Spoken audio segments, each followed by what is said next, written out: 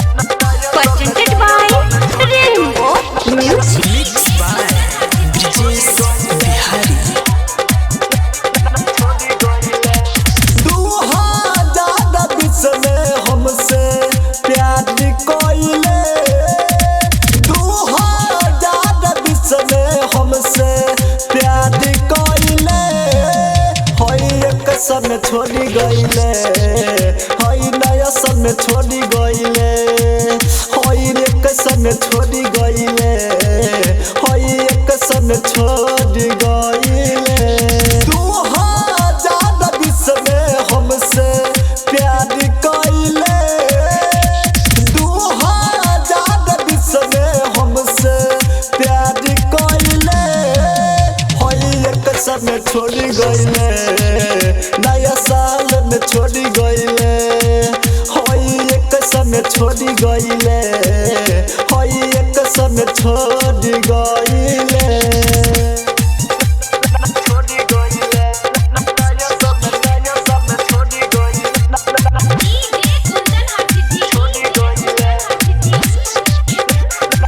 कसम खाई के अपना माई के दिल टूटल है हट जाई रे ससुर जाई के पिया बाबा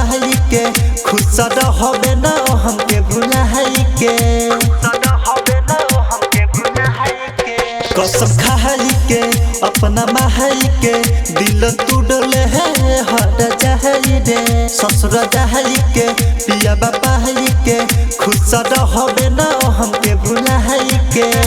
खोइले जबन कसम तेना ही निभाइले खोइले जबन कसम तेना ही निभाइले होई एक समय छोड़ी गइले होई नया साल में छोड़ी गइले होई एक समय छोड़ी गइले होई नया साल में छोड़ी गइले